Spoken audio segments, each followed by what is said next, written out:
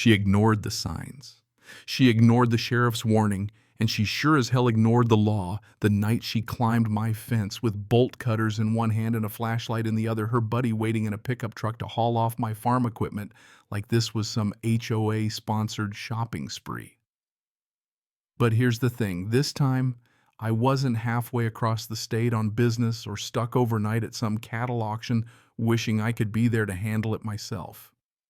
This time I was home armed and absolutely within my rights, and let me tell you, when HOA Karen trespassed again and lunged at me while trying to steal my brand new $14,000 hay baler, well, that's when everything changed. You know what I mean?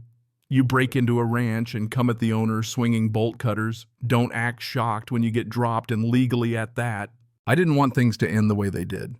Nobody really wants their night to turn into a headline. Least of all me. I'd worked too hard for that land. 32 acres of honest Kentucky farmland, all paid off fence line, tight hay and cattle, where they belonged, tools and equipment locked up and legal. My land was my world. And just across the back fence, like a bad TV show, always stuck on reruns, sat the Oak Ridge Preserve, the HOA neighborhood that seemed to attract every busybody within a 100-mile radius. And at the head of it, Karen Bellamy. If there's ever been an official handbook for HOA nonsense, she wrote the foreword.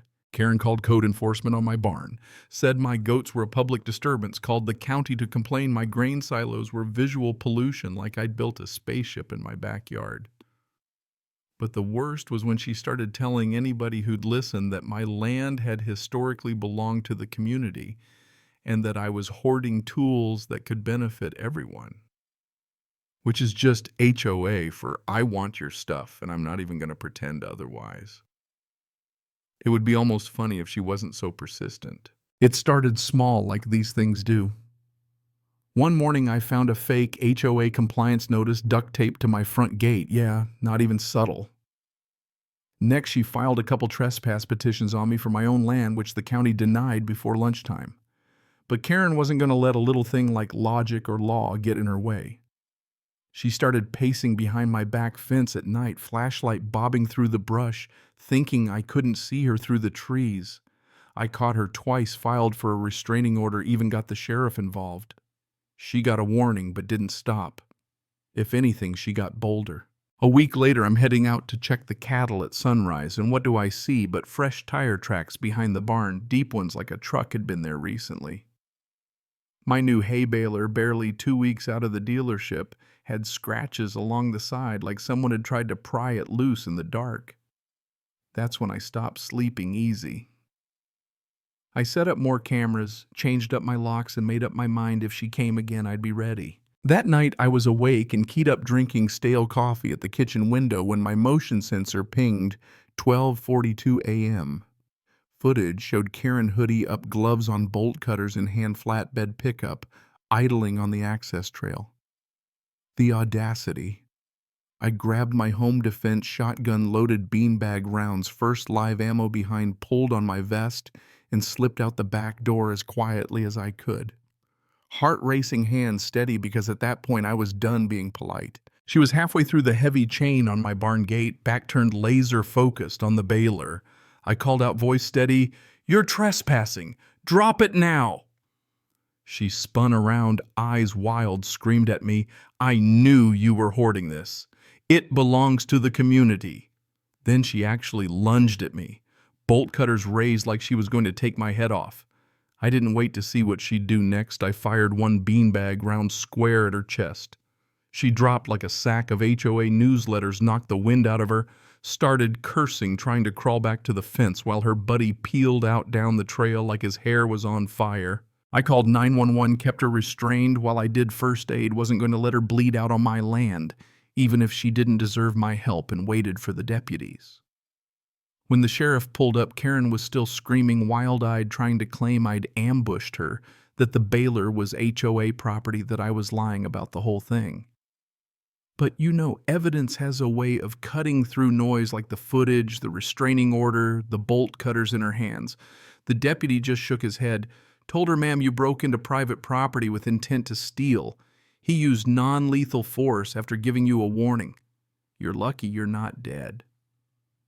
That was it. Felony trespassing, attempted grand theft, violating a restraining order, and assault with a tool as a weapon. All stacked up before sunrise. Now I wish that was the end, but court takes time. Karen took a plea deal, but even so, she got a year's probation, had to pay $18,000 in damages, and got hit with a permanent no-contact order. The HOA, wanting nothing to do with the mess, voted her out as president, sent me a written apology, and threw in another $6,500 to keep me from dragging the whole board to civil court. Frankly, I would have settled for a genuine apology and a promise to stay off my land, but you take the win where you get it. But the real justice. Once the security footage hit the local Facebook groups, Karen became a meme overnight. Folks called her the bolt cutter bandit, photoshopped her face onto "Don't Tread on Me" signs, and even her own HOA banned her from their group chats. I put up a new sign on my gate, big block letters: "This equipment is protected by law and by ranch logic. Break in again and you'll meet the Beanbag Express." People started driving by just to take photos. My Baylor got more visitors than the town Christmas tree. But here's what sticks with me. She honestly believed her HOA title meant she owned everything within sight, that I'd just roll over and hand her whatever she wanted because she was louder or pushier. She thought I'd be too scared or too tired to stand up for my land.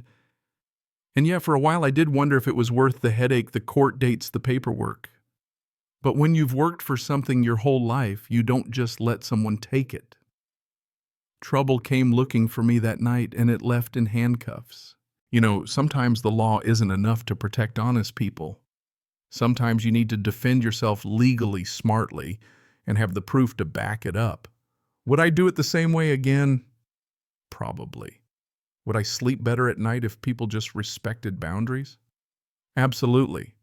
But here we are. So let me ask you, where do you draw the line between defending what's yours and letting things slide? Do you think the law did enough, or did I cross a line even though I stayed legal? I want to hear what you think. What would you have done if you were me? Let's get real about what it means to stand your ground, especially when your own community turns on you. Drop your thoughts in the comments. I'll be reading every single one.